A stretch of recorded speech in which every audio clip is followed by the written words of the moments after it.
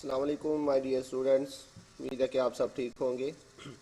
आज बच्चों हमारा लेक्चर नंबर 3 है, आईकॉम 1 प्रिंसिपल्स ऑफ अकाउंटिंग, और चैप्टर बच्चों हम पढ़ रहे हैं फाइनल अकाउंट। आज के लेक्चर के अंदर बच्चों हम एक्सरसाइज नंबर 9 करेंगे इंशाल्लाह। तो सबसे पहले क्वेश्चन को रीड कर लेते हैं बच्चों। Prepare a trading and profit and loss account for the year ended 30 September 2010 and a balance sheet as at that date of Imran. तो जी बच्चों इसके अंदर भी trading and profit and loss account ही बनाना है और बैलेंस शीट भी बनानी है। नाम उसका बच्चों उसने बताया हुआ मिस्टर इमरान। डाटा एक दफ़ा पढ़ लेते हैं बच्चों। Building, stationery, creditors, commission, taxes, machinery, postage and telegram, debtors, drawings, capital, purchases, sale, stock, cash, salaries, carriage, और ये नीचे भी उसमें क्लोजिंग स्टॉक भी हमें दिया हुआ। तो सबसे पहले बच्चों हमने ट्रेडिंग अकाउंट बनाना है। तो उसके अंदर हमने सबसे पहले क्या लिखना है जी, ओपनिंग स्टॉक। तो ये जो ट्रायल बैलेंस में हमें दिया हुआ है स्टॉक की, हमारा ओपनिंग स्टॉक है, और ये जो इसने नीचे दिया हुआ है ये हमारा बच्चों क्लोजिंग स्टॉक है। तो सबसे पहले बच्चों हम डेबिट साइड पे लिखेंगे ओपनिंग स्टॉक 75,000। ये हमारे पास बच्चों यहाँ पे आ जाएगा ओपनिंग स्टॉक। ओपनिंग स्टॉक की बच्चों यहाँ पे वैल्यू दी हुई है 75,000। ओपनिंग स्टॉक के बाद बच्चों नेक्स्ट हमारे पास आता है परचेजेस। परचेजेस बच्चों हमने इनर कॉलम में लिखना होता है। अगर इसके साथ परचेज रिटर्न दिया हो तो उसे लेस करना होता है, लेकिन क्वेश्चन के अंदर जो है वो उसने हमें परचेज रिटर्न नहीं दिया हुआ, तो इसलिए हम परचेजेस को जो है वो डायरेक्टली कहाँ पे लिखेंगे, आउटर कॉलम के अंदर। तो परचेजेस की वैल्यू बच्चों उसने हमें दी हुई है 2,60,000। यह आ जाएगा आपके पास 2,60,000 आउटर कॉलम के अंदर। इसके बाद बच्चों हमने डायरेक्ट एक्सपेंसेस लिखने हैं। तो डायरेक्ट एक्सपेंसेस इसमें देखें तो उसने हमें कौन सा दिया हुआ है बच्चों, ये बच्चों हमारे पास एक ही डायरेक्ट एक्सपेंस है, कैरेज 15,000। जी बच्चों तो ये डायरेक्ट एक्सपेंस आपके पास आ जाएगा डेबिट साइड पे, कैरेज 15,000 इसकी बच्चों वैल्यू है। और इसके बाद बच्चों दूसरी साइड पे आ जाए तो वहाँ पे सबसे पहले हमारे पास आता है बच्चों सेल। सेल में से हमने बच्चों सेल रिटर्न को लेस करना होता है। तो सेल रिटर्न उसने क्वेश्चन में हमें नहीं दिया हुआ, तो इसलिए हम डायरेक्टली जाके लिख लेते हैं सेल जो है वो 3,30,000। इधर आ जाएगा बच्चों सेल, ये डायरेक्टली इस साइड पे आ जाएगा 3,30,000।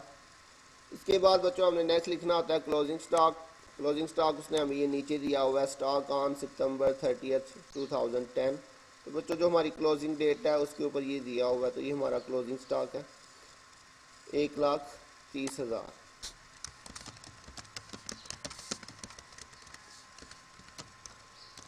तो जी बच्चों हमने सारी चीज़ें लिख ली। अब इसका टोटल देखते हैं। ये हमारे पास है जी 3,30,000 और प्लस 1,30,000, ये क्रेडिट साइड का टोटल आ गया। डेबिट साइड पे बच्चों हमें ये तीन वैल्यूज़ गिवन है, इनका टोटल देखते हैं हम। तो इन दोनों में से बच्चों अगर देखें तो क्रेडिट साइड जो है वो बड़ी आ रही है, इसलिए दोनों साइड पे हम जो है वो क्या लिखेंगे, जो बड़ी अमाउंट। तो बड़ी अमाउंट हमारे पास आ रही है बच्चों 4,60,000। दोनों साइड पे हमने लिख लिया। जी बच्चों मैंने आपको बताया था लास्ट लेक्चर के अंदर भी, जब टोटल करे तो उसको जो है वो आपने लाइन ज़रूर लगानी है। इन दोनों का बच्चों डिफरेंस ले लेते हैं। ये हमारे पास है जी 4,60,000 और माइनस 3,50,000, ये इसका डिफरेंस आ रहा है। तो बच्चों कौन सी साइड जो है वो इसमें छोटी है, डेबिट साइड जो है वो छोटी आ रही है 3,50,000। तो डेबिट साइड ये है। यहाँ पे बच्चों ये डिफरेंस लिखा जाएगा 1,10,000, और इसको हमने बच्चों क्या लिख लेना है, ग्रॉस प्रॉफिट शीट। क्लियर हो गया बच्चों। और इसी को आपने बच्चों दूसरी साइड पे ट्रांसफ़र कर देना है, ग्रॉस प्रॉफिट बीडी। ये वाली वैल्यू आ जाएगी बच्चों। इसके अलावा बच्चों जो इनडायरेक्ट एक्सपेंसेस हैं वो हमने डेबिट साइड पे लिख लेने हैं। इनडायरेक्ट एक्सपेंस बच्चों कौन कौन सी हैं, ये देखिएगा स्टेशनरी, ये हमने बच्चों फॉर्मेट के अंदर पढ़ा था, प्रिंटिंग एंड स्टेशनरी। तो प्रिंटिंग एंड स्टेशनरी एक ही चीज़ है, कहीं पे स्टेशनरी लिखा होगा। तो ये हमारा बच्चों इनडायरेक्ट एक्सपेंस है, प्रॉफिट एंड लॉस में डेबिट साइड पे लिखा जाएगा। स्टेशनरी की वैल्यू बच्चों कितनी है, 5000।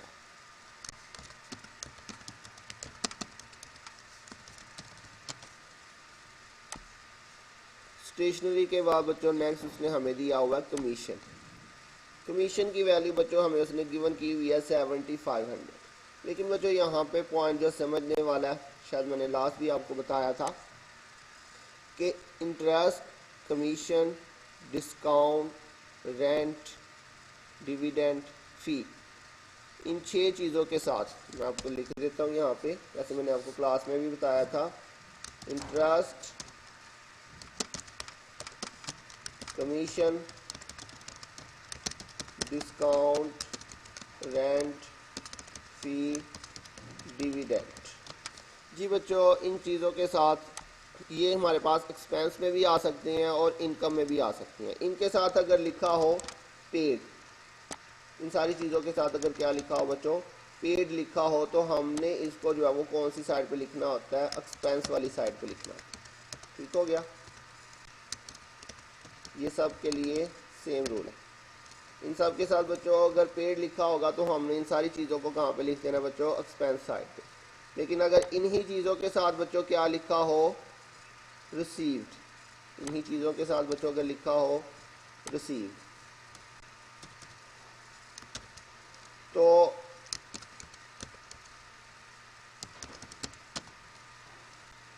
इन्हीं चीज़ों के साथ बच्चों अगर रिसीव लिखा हो तो फिर हमने इसको कहाँ पे लिखना होता है, इनकम साइड पे, मतलब क्रेडिट साइड पे। सब के लिए बच्चों सेम रूल है।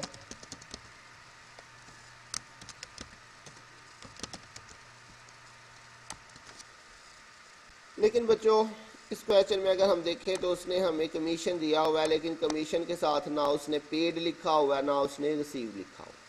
ठीक हो गया बच्चों। अब हमें कैसे पता चलेगा हमने इसको इनकम में लिखना है या एक्सपेंस में लिखना है, ये पॉइंट बच्चों ज़रा ध्यान से समझना आपने। अगर इन 6 चीज़ों के साथ उसने जो है वो ना पेड लिखा हो ना रिसीव्ड लिखा हो, तो उस सूरत में हम इसे किस में लिखेंगे, एक्सपेंस में लिखेंगे या इनकम में। तो बच्चों फिर हम देखेंगे कि ये कौन सी साइड पे है, डेबिट साइड पे है या क्रेडिट साइड पे। इसकी अमाउंट देखेंगे कौन सी साइड पे है। तो बच्चों कमीशन देखें, इसकी अमाउंट उसने हमें क्रेडिट साइड पे दी हुई है। तो बच्चों अगर ये उसने क्रेडिट साइड पे दिया होगा तो फिर हमने इसको इनकम में लिख देना।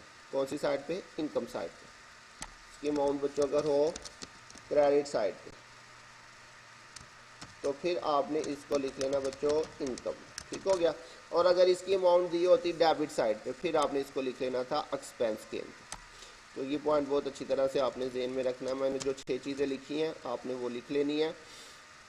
तो अब चूँकि इसकी अमाउंट बच्चों क्रेडिट साइड पे है, ये इसे हमने प्रॉफिट एंड लॉस में जाके क्रेडिट साइड पे, ये हमारी क्रेडिट साइड है और ये हमारी डेबिट साइड है। बिल्कुल सिंपल है। अगर डेबिट पे दिया हुआ है, इसकी अमाउंट अगर डेबिट पे होगी तो आपने इसको डेबिट पे लिख देना है, और अगर क्रेडिट पे हुई तो आपने इसे क्रेडिट पे लिख।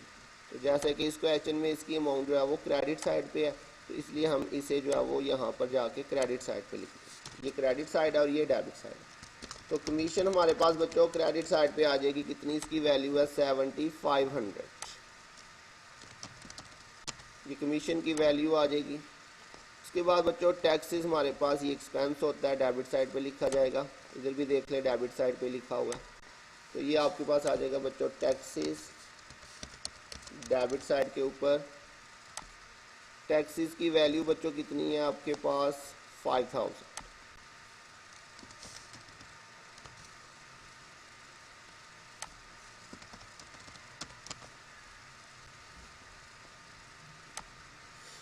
टैक्सेस के बाद बच्चों नेक्स्ट आपके पास है जी पोस्टेज एंड टेलीग्राम, 4000।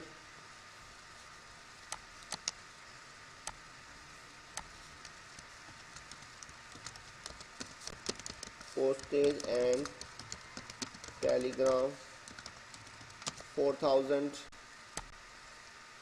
इसके अलावा बच्चों हमारे पास debtors, drawing, capital, purchase, stock, salary. जी बच्चों सैलरी 17500, ये भी हमारा प्रॉफिट एंड लॉस अकाउंट के अंदर लिखा जाता है। सैलरीज आ जाएगा आपके यहाँ पे 17500। तो बच्चों सारी चीज़ें हम लिख चुके हैं। बच्चों चीज़ें आपने ध्यान से लिखनी है। अगर आपने एक भी पॉइंट जो है इधर से उधर कर दिया तो आपका आंसर गलत हो जाएगा। कल एक स्टूडेंट ने जो बच्चों होमवर्क सेंड किया था उसके अंदर उसने बैंक लोन को यहाँ पे एक्सपेंस में लिखा हुआ था। तो बच्चों बैंक लोन आपकी करंट लॉन्ग टर्म लाइबिलिटी होती है, बैलेंस शीट में लिखना होता है। तो बच्चों जो लेक्चर होता है उसको ज़रा ध्यान से सुना करें, उसको ध्यान से देखा करें कि कौन सी चीज़ कहाँ पे लिखनी है। और फॉर्मेट अगर आपने याद किया हुआ है तो आपको खुद भी पता होना चाहिए कि कौन सी चीज़ हमने कहाँ पे रिकॉर्ड करनी है। तो चीज़ों को बहुत ध्यान से आपने रिकॉर्ड करना है, अदरवाइज़ आपकी एक गलती की वजह से आपका सारा क्वेश्चन जो है वो गलत हो जाए। जी बच्चों अब दोबारा से इसका टोटल देखते हैं जी। क्रेडिट साइड पे हमारे पास है 1,10,000 7,500, ये क्रेडिट साइड का टोटल आ गया। डेबिट साइड पे हमें दिया हुआ बच्चों 5,000 प्लस 5,000 प्लस 4,000 प्लस 17,500, ये डेबिट साइड पे आ गया। तो बच्चों कौन सी साइड जो है वो बड़ी आ रही है, इसमें क्रेडिट साइड ही बड़ी आ रही है, तो लिहाजा दोनों साइड पे हम यही वाला टोटल लिखेंगे 1,17,500, इधर भी आ जाएगा 1,17,500। इसको बच्चों आपने अंडरलाइन कर देना है।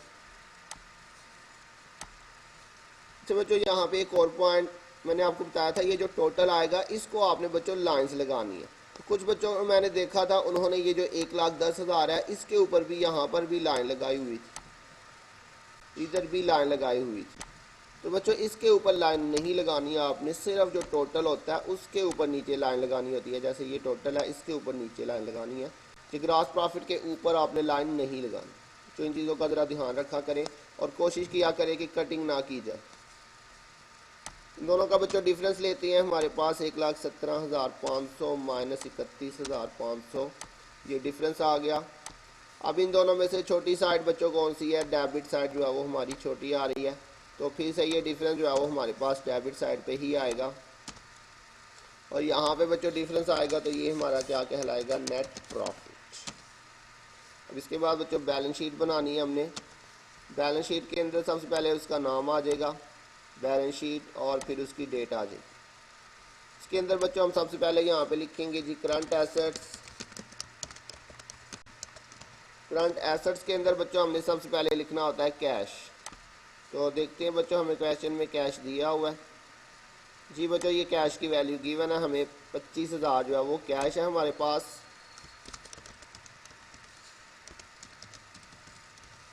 कैश के बाद बच्चों हमने बैंक लिखना होता है, लेकिन बैंक जो है वो इसने यहाँ पे नहीं दिया हुआ। बैंक के बाद बच्चों हमने डेटर्स लिखना होता है, डेटर उसने गिवन किया हुआ बच्चों, हमें यहाँ पे 1,25,000 डेटर की वैल्यू है।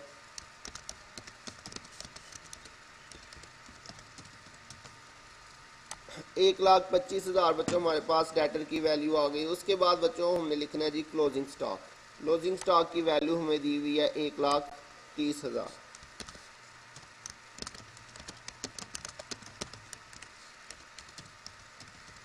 1,30,000 हमारे पास बच्चों क्लोजिंग स्टॉक है। इसके अलावा बच्चों हमने यहाँ पे लिखना होता है investment, marketable securities, bill receivable, account receivable, note receivable.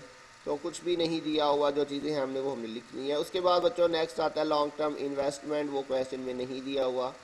और फिर फिक्स्ड एसेट्स आती हैं। फिक्स्ड एसेट्स के अंदर बच्चों उसने हमें सबसे पहले बिल्डिंग दिया हुआ है, तो ये हमारे पास नेक्स्ट हेडिंग बच्चों की आ जाएगी फिक्स्ड एसेट्स की।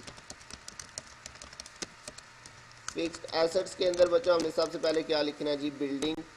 बिल्डिंग की वैल्यू हमें गिवन है 1,21,000। बिल्डिंग के बाद बच्चों नेक्स्ट हमने लिखना है मशीनरी।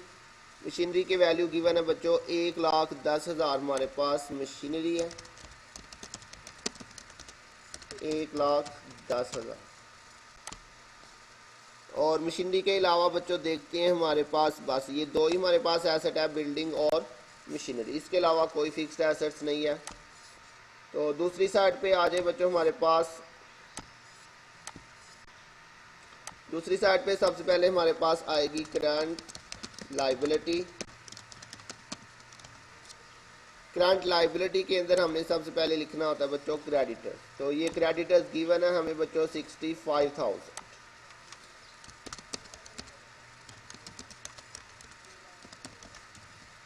65,000 हमारे पास बच्चों क्रेडिटर की वैल्यू आ गई। क्रेडिटर के अलावा हमारे पास जो है वो कोई भी करंट लाइबिलिटी नहीं दी हुई। इसमें आता है बच्चों creditors, accounts payable, bills payable, notes payable, bank overdraft, लेकिन कोई भी करंट लाइबिलिटी नहीं दी हुई। उसके अलावा हमारे पास लॉन्ग टर्म लाइबिलिटीज़ भी नहीं दी हुई क्वेश्चन में। और उसके बाद बच्चों ऑनर्स इक्विटी आता है जिसमें हमने कैपिटल लिखना होता है। तो कैपिटल आ जाएगा, ऑनर्स इक्विटी की हेडिंग लिखेंगे यहाँ पे। इसमें सबसे पहले हमने लिखना है बच्चों कैपिटल। बच्चों कैपिटल को आपने इनर कॉलम में लिखना है। कि कुछ बच्चों ने जो है वो काम सेंड किया था मुझे, उन्होंने यहाँ पे आउटर कॉलम में कैपिटल भी आउटर कॉलम में लिखा था, नेट प्रॉफिट भी उसने यहाँ पे लिखा हुआ। तो बच्चों यहाँ पे नहीं लिखना, आपने पहले कैपिटल को इनर कॉलम में लिख के आपने प्लस करना। तो कैपिटल की वैल्यू हमें दी हुई है 4 लाख। तो जी बच्चों ये ज़रा ध्यान से यहाँ पे देखिएगा, आपने इसको इनर कॉलम में लिखना है। इसमें आपने प्लस करना है नेट प्रॉफिट। नेट प्रॉफिट बच्चों कहाँ से आएगा, ये जो हमने ऊपर कैलकुलेट किया है 86,000, ये हमारे पास बच्चों नेट प्रॉफिट आया। इसे बच्चों आपने आउटर कॉलम में नहीं लिखना, पहले इनर कॉलम में आपने लिख के इन दोनों को प्लस करना। इनको प्लस करके जो आंसर आएगा फाइनल वो आपने नेक्स्ट ट्रांसफ़र करना। लेकिन फ़िलहाल यहाँ पे बच्चों ड्राइंग्स भी क्वेश्चन में गिवन है, ये देखिएगा ड्राइंग्स है 40,000। तो आपने सबसे पहले क्या करना है जी, 4,86,000 इन दोनों का टोटल आपने करके यहाँ पे लिखना है। और फिर इसमें से आपने बच्चों क्या करना है जी, ड्राइंग्स को लेस कर।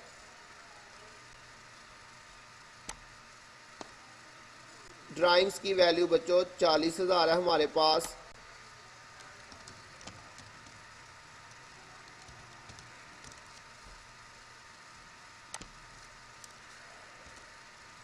तो ड्राइंग्स बच्चों आपने लेस करके यहाँ पे लिखना है जी 4,86,000 माइनस 40,000। तो ये चीज़ का बच्चों आपने बहुत ध्यान रखना है कि आपने इसको जो है ना वो ये सारी वर्किंग इनर कॉलम में करनी है। और एक और बच्चों, तो बहुत सारे बच्चों ने गलती की थी, मैंने होमवर्क में चेक किया, वो क्या करती हैं कैपिटल प्लस नेट प्रॉफिट और उसके साथ ही लेस ड्राइंग लिख देती हैं, ये प्लस नहीं करते। तो बच्चों आपने सबसे पहले कैपिटल प्लस नेट प्रॉफिट करके उसके बाद जो टोटल आएगा उसमें से आपने बच्चों ड्राइंग्स को माइनस करके फिर फाइनल आंसर आपने यहाँ पे लिखा। क्लियर हो गया बच्चों, छोटी छोटी गलतियाँ ये आपने नेक्स्ट टाइम नहीं करनी। तो अब इनका टोटल करते हैं बच्चों। टोटल हमारे पास आ जाएगा जी 65,000 और 4,46,000 और दूसरी साइड पे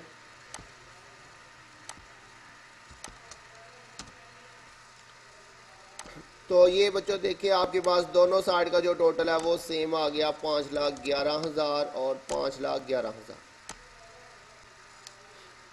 तो जी बच्चों ये हमारे पास दोनों साइड का जो बैलेंस शीट का टोटल है वो सेम आ गया।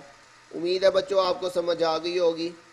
अगर किसी पॉइंट की समझ नहीं आई तो बच्चों आप मैसेज करके ग्रुप में पूछ सकती हैं या सेपरेट से भी पूछ सकती हैं। तो नेक्स्ट आपने बच्चों इसकी प्रॉब्लम का जो होमवर्क है वो आपने सेंड कर देना है।